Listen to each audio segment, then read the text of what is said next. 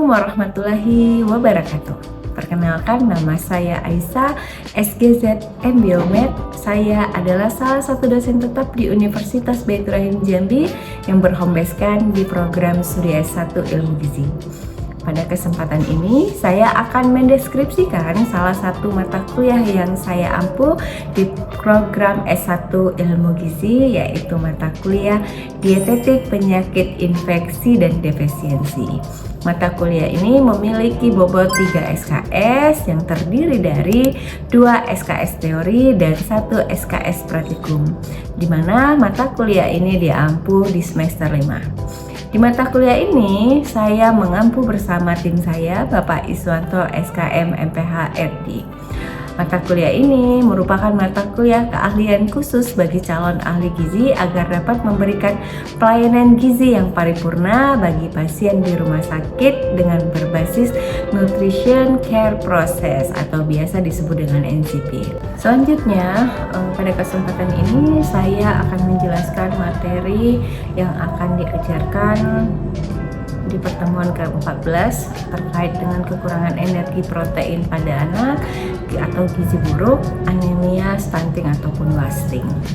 Mata kuliah ini juga sudah terintegrasi pada penelitian saya yang berjudul Pengaruh Pemberian Makanan Tambahan Biskuit Ikan Patin Tempe dalam Mencegah Stunting pada Balita Suku Anak Dalam di Desa Nyogan, Kabupaten Muara Jambi pada tahun 2026.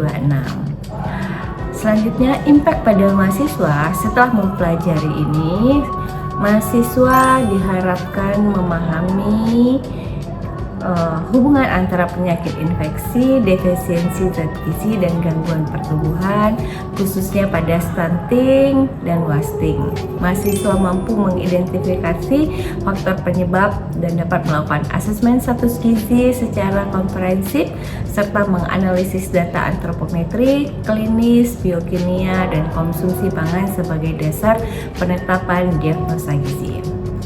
Demikianlah deskripsi materi pada mata kuliah yang saya ajarkan dan video pengajaran saya. Lebih dan kurang saya mohon maaf. Terima kasih. Wassalamualaikum warahmatullahi wabarakatuh. Assalamualaikum. Waalaikumsalam. Oke, selamat hari ini. Assalamualaikum warahmatullahi wabarakatuh. Waalaikumsalam warahmatullahi wabarakatuh. Oke, baik, hari ini kita pertemuan ke-15 ya, mata kuliah dietetik penyakit infeksi defisiensi ya. Nah, ini pertemuan ke-15 kita membahas tentang asupan gizi stunting dan kekurangan energi protein serta anemia ya.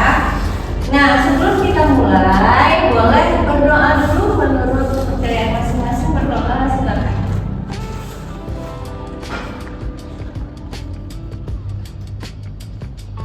Oke, selesai. Oke, sebelum kita mulai, saya absen dulu ya. Surya Rizky, Tania, Sonia, oke, Putri, Raffi, Bella, Ratu, Lebia, Vanessa, Asrid, Resya, Siti Nurhaliza, Dubi, dan Erwin. Oke, dan semua ya. Baik, sebelum kita memulai materi ke-15, mau refreshing kembali ya terkait materi minggu lalu. Itu tentang diet penyakit apa? Lupa makanan. Dan apa yang diberikan pada lupa makan? Apa Bella? PNDP Bu. Apa? PNDP. Tinggi energi, tinggi protein. Oke, tinggi energi, tinggi protein. Aku sobat Bella.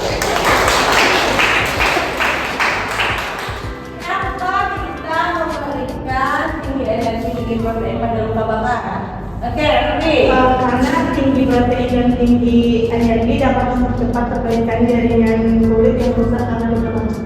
Oke. Baik, selanjutnya kita masuk ke materi selanjutnya tentang stunting ya, stunting, kekurangan energi protein dan kekurangan anemia ya. Ada yang tahu stunting? Stunting apa? Gizi buruk. Ya, oke, kamu Ada yang lagi bisa? Stunting? Stunting? Ibu, Apa?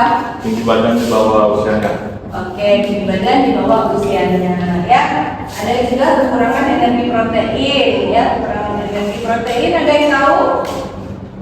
Ya, nah itu biasanya anak-anak dengan status gizi di bawah normal ya. Nah biasanya sekarang kita sebutnya WASDI ya, atau underweight ya. Nah selanjutnya ada anemia. Nah anemia ini biasanya juga terjadi ketika ada hemoglobin di bawah 12, di bawah 12, di bawah normal. Normalnya berapa?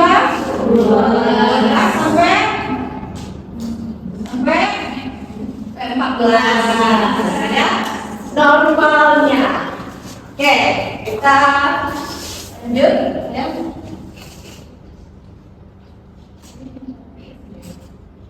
Oke, nah ini ya untuk pengertian stunting ya. Nah, stunting adalah kondisi gagal tumbuh anak akibat kekurangan gizi kronis dan infeksi penyakit melambung ya. Nah ini biasanya juga terjadi karena dalam masa kandungan itu sudah mengalami masalah gizi ya. Apalagi kalau ibunya anemia ya. Nah ibunya anemia itu biasanya akan melahirkan balita yang mengalami masalah gizi ya, baik itu masalah gizi stunting ataupun masalah gizi kekurangan energi protein ya. Nah sedangkan kekurangan energi protein itu kondisi kekurangan asupan energi ataupun protein ya. Nah kalau kekurangan energi protein ini itu biasanya dibagi jadi dua ya, ada kwashiorkor dan marasmus ya. Nah, kalau kwashiorkor itu kan biasanya kalau kekurangan asupan energi, kwashiorkor kalau kekurangan kebalik ya. Kalau kwashiorkor itu protein, marasmus itu kekurangan energi jangka panjang ya. Nah ada juga yang mengalami dua-duanya, dia mengalami kwashiorkor dan marasmus, jadi namanya kwashiorkor marasmus. Jadi di mana kondisi anak itu kekurangan energi dan protein jangka panjang ya. Nah, sedangkan anemia itu ketika kadar hemoglobin seseorang itu di bawah normal ya. Nah tentu kan kalau untuk balita, untuk anak sekolah ya, ibu hamil, dewasa, laki-laki dan perempuan itu kan beda-beda ya kadar hemoglobinnya ya, tidak sama ya. Alasannya kenapa perempuan dan laki-laki beda kadar hemoglobinnya? Karena perempuan mengalami menstruasi sehingga tentu kadar hemoglobin perempuan akan lebih rendah kalau dibandingkan laki-laki ya, karena laki-laki tidak ada pendarahan ya. Lanjut, ini adalah proses berpikir penyebabnya masalah gizi. Udah pernah lihat? Udah? Ada yang belum pernah lihat? Nah, ada yang belum pernah lihat, ada yang sudah pernah lihat ya. Nah, jadi ini adalah bisa disebut juga kerangka berpikir atau kerangka konsep terjadinya masalah gizi baik pada ibu, anak ya. Nah, dia ada penyebab langsung, tidak langsung dan akar masalah ya. Nah, jadi penyebab langsung itu berasal dari apa? Konsumsi makanan dan penyakit infeksi ya. Nah, jadi ketika seseorang kekurangan asupan makanan ya, tentu kan kebutuhannya itu kurang ya, jadi sehingga mengalami masalah gizi. Sedangkan penyakit infeksi ya, status infeksi ketika seseorang mengalami masalah infeksi dalam tubuh, tentu kan ada virus ya. Nah, virus ini juga dapat mengganggu atau mengakibatkan seseorang mengalami masalah gizi ya. Makanya kalau anak ataupun ibu ataupun ini ya dewasa ya, kalau mengalami masalah infeksi ya, tentu harus diperbaiki dulu penyakitnya ya, diobati dulu penyakitnya ya, misalnya kayak TB ya. Kalau misal ada balita yang mengalami masalah stunting ataupun kekurangan energi protein dan dia mengalami masalah penyakit infeksi, tentu harus diobati dulu penyakitnya ya.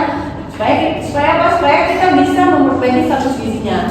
Nah, kalau kita tidak mengatasi masalah sakitnya, ya seperti apapun kita memberikan perbaikan gizi gizi pada balita itu nggak akan susah, nggak akan memperbaiki status gizi anak ya. Jadi tentu kita harus memperbaiki dulu, mengatasi dulu masalah infeksinya, baru kita bisa memperbaiki status gizinya ya. Nah, selanjutnya ada penyebab tidak langsung. Nah, penyebab tidak langsung itu ada ketersediaan pola makan, konsumsi rumah tangga. Oke, Reza, apa lagi Reza? Penyebab tidak langsung? Pola asuh, kemudian aksi jaga interaksi, oke, pola asuh psikososial, oke, penyediaan reaksi dan dan kebersihan sanitasi ya. Nah, jadi sanitasi ini juga berkaitan ya. Nah, kalau sanitasi dia berkaitan dengan status infeksi dan pola konsumsi ya. Oke, selanjutnya Ratu. Apa lagi Ratu? Penyebab tidak langsung? pelayanan kesehatan, Oke, pelayanan kesehatan dan kesehatan lingkungan ya. Nah, jadi ya dari ketiga penyebab tidak langsung ini, ketersediaan pola makan, konsumsi rumah tangga itu mempengaruhi konsumsi makan dan pola asuh, pemberian ASI, MPASI, pola asuh psikososial, penyediaan ini juga akan mempengaruhi konsumsi makan dan juga mempengaruhi status infeksi. Kenapa? Karena memang berkaitan dengan kebersihan dan sanitasi ya. Nah, apalagi kalau anak tidak diberi ASI ya, ASI apalagi ASI pertama ya. Nah, itu kan adalah sumber ini ya, apa namanya, sistem imunitas untuk bayi ya. Nah, selanjutnya ada pelayanan kesehatan dan kesehatan lingkungan ya. Nah, ini itu juga mempengaruhi status infeksi ya. Jadi kalau pelayanan kesehatan dan kesehatan lingkungannya tidak bersih ya, nah itu dapat mengakibatkan status infeksi ya. Kalau udah mengalami masalah gizi, tentu akan mengalami masalah gizi ya. Jadi saling berkaitan. Nah, ini ada akar masalah ya. Nah, akar masalah ini tentu juga menjadi penyebab ya, penyebab terjadinya masalah gizi ya. Pertama, daya beli, akses pangan, akses informasi, akses pelayanan ya. Nah, kalau daya beli pangannya susah ya, misal nih dengan kebutuhan kebutuhan rumah tangga ya. Nah, misal nggak ada uang mau beli beras gitu ya, nah, tentu akan berkaitan dengan ketersediaan konsumsi. Kurangnya ketersediaan konsumsi tentu akan mengakibatkan konsumsi juga kurang. Jadi anak mengalami masalah gizi ya. Nah, ini kemiskinan, ketahanan pangan, pendidikan ya. Nah, pendidikan kan juga berkaitan ya. Nah, semakin orang memahami, semakin orang tahu, orang pintar ya, tentu dia akan persediaan pola makan dia bisa memenuhi ya, pola asuh dan pemberian ASI juga dia akan penuhi ya, dia akan menjadi bersih ya. Karena dia tahu kalau dia kotor ya, lingkungan kotor tentu akan mempengaruhi status infeksi atau mengakibatkan status gizi ya. Pembangunan ekonomi, politik, sosial dan budaya ya. Jadi ini merupakan akar masalah ya. Nah, ini ada penyebab langsungnya ya. Jadi konsumsi pangan dan status gizi itu adalah apa? Penyebab yang menjadinya masalah gizi. Nah, lihat ya ini ya, ada beberapa gambar ya. Nah, ini terlihat masalah gizi kekurangan energi protein pada balita ya. Nah, ini sudah jarang terjadi di Indonesia ya, tapi masih ada di daerah timur ya. Nah, sekarang masalah gizi di Indonesia itu yang paling tinggi adalah wasting dan stunting ya. Ini adalah masalah gizi ganda ya. Karena selain stunting, wasting ada juga overweight ya. Itu juga merupakan masalah gizi yang ganda ya. Yang ini menjadi PR kalian ketika menjadi ahli gizi ya, bagaimana cara menanggulangi, mengatasi ya. Dan ada anemia. Ada yang anemia di sini? Ada. Oh, ada ya. Apa ciri-ciri anemia? Lesu,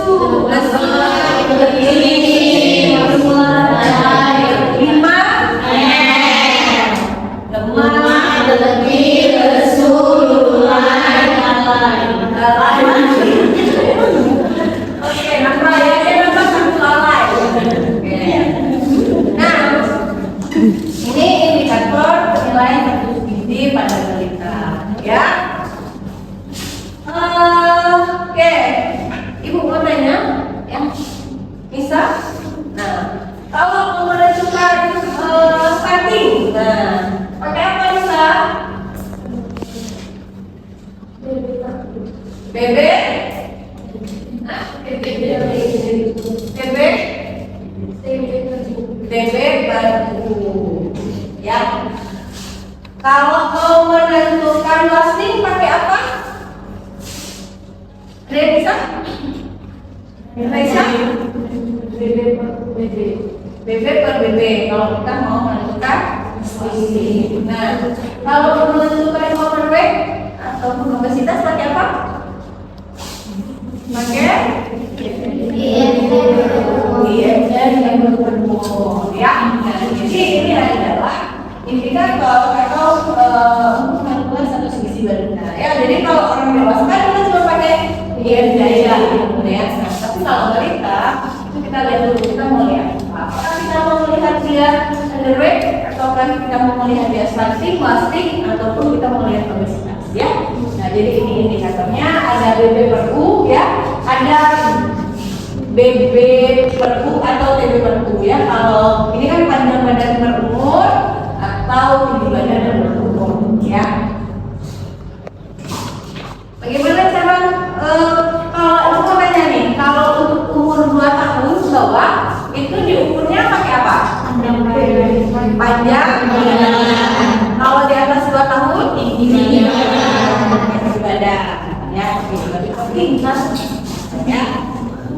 Nah, ini adalah untuk melihat, ya, batas normal pada KB, ya.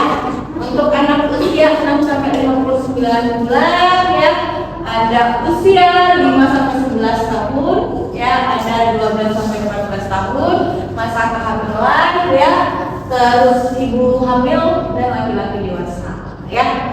Nah, kalian sudah masuk mana nih? Ibu udah masuk dewasa? Kita masih aja. Ya, udah dewasa, ya. Nah, ini dewasa berarti 12 ke atas, ya. Sudah ada yang pernah cek KB? Belum ada. Ceklah KB, ya, biar tahu kondisinya, ya. Tertampar kenyataan. Apa? Ikut tertampar kenyataan. Takut tertampar kenyataan. Baru kamu suruh periksa. Nah, ini untuk manifestasi untuk pengurangan energi protein, ya. Marasmus terjadi karena kekurangan kalori ataupun karbohidrat. Kwashiorkor terjadi itu karena kekurangan energi protein, sedangkan marasmus itu terjadi karena keduanya, marasmus kwashiorkor, ya, akibat kekurangan energi protein, energi dan protein. Untuk penyebab stunting itu memang masalah gizi pada anak itu memang terjadi pada 1000 hari kehidupan pertama, ya. Jadi masa kandungan, ya. Makanya kalau di masa kandungan itu ibu-ibu itu tidak boleh ada yang mengalami masalah gizi, ya. Kalau ada ibu yang mengalami masalah gizi itu dapat mengakibatkan masalah juga pada balitanya, pada anaknya nanti kalau lahir, ya. Makanya pemerintah itu kan dari remaja, ya, sudah mencanangkan untuk pertama nih anemia, ya. Tidak boleh anemia pada remaja, karena kalau remaja anemia itu ketika hamil, ibu hamil mengalami anemia juga, ya. Kalau sudah anemia biasa, ya. Makanya sekarang itu kan sudah banyak nih program pemerintah dalam mengatasi masalah gizi, ya. Ya, anemia kan diberita pertama darah pada remaja, pada ibu hamil, ya. Selanjutnya stunting juga, ya, ada pemberian makanan tambahan, dan ibu hamil juga ada pemberian makanan tambahan, ya. Jadi itu salah satu mencegah terjadinya masalah gizi pada ibu hamil, ya. Sebab kalau ibu hamil mengalami masalah gizi, ya, artinya akan jadi masalah, ya.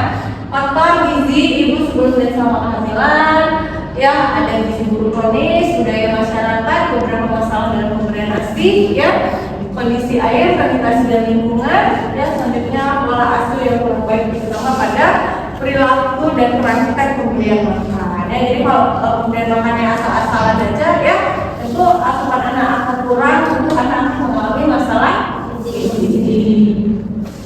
Jadi kita kenali ciri-ciri stunting, ya. Yang pertama itu dia akan pubertasnya akan lebih lambat, ya, dibandingkan teman-temannya, gitu, ya. Badannya tampak lebih muda dari usianya, ya, itu sih stunting, gitu. Ya. Oke, ya. Nah, di usia 8 sampai 10 tahun anak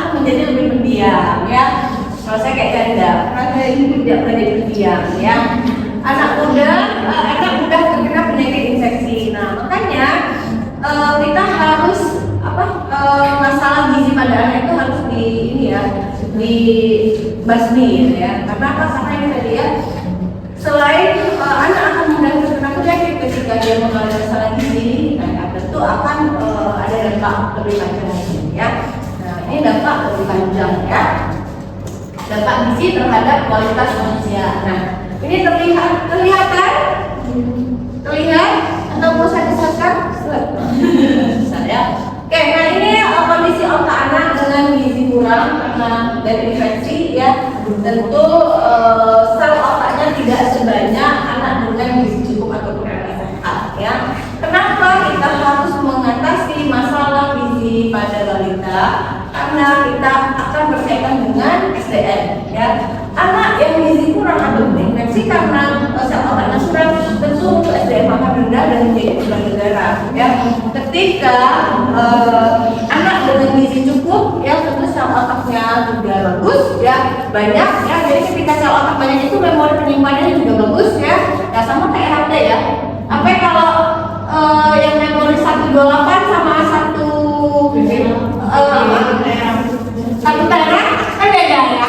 Nah kira-kira sama seperti itu ya. Tentu akan butuh SDM yang tinggi dan menjadi akses ya. Nah ini kalau di sini bukan tambang beban ya, ini tambang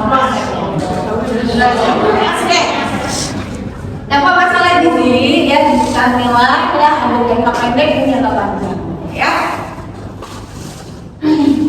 Oke, ini adalah 1000 hari pertama kehidupan ya, dimana masa sejak anak dalam kandungan hingga usia 2 tahun. Nah, makanya perbaikan status gizi anak itu lebih baik dilakukan ketika anak di bawah 2 tahun ya. Biasa kita sebut dengan golden age ya, karena di situ salah satu pertumbuhan dan perkembangan ya. Pertumbuhan ke atas, perkembangan bukan di samping ya, tapi perkembangan apa? Ya, perkembangan sel ya.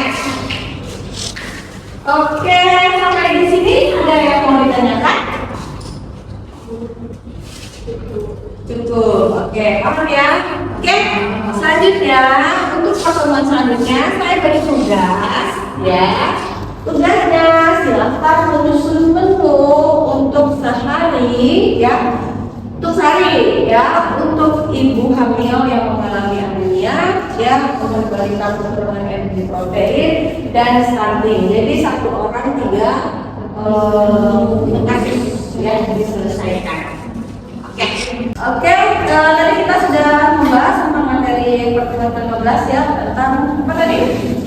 Kekurangan energi protein, stunting, anemia. Oke, karena ini pertemuan terakhir, pertemuan ke-15, artinya pertemuan ke-16 besok kita ujian ya. Kita wasit. Oke, dan kita uas ya, silakan nanti penunjuk mata kuliah ya, menentukan jadwal dan ruangan untuk kita uas ya. Oke, baik, sampai di sini mau ditanyakan lagi? Oke, tidak ada. Kalau tidak ada yang ingin ditanyakan, Ibu akhiri pertemuan hari ini dengan mengucap hamdalah. Alhamdulillah.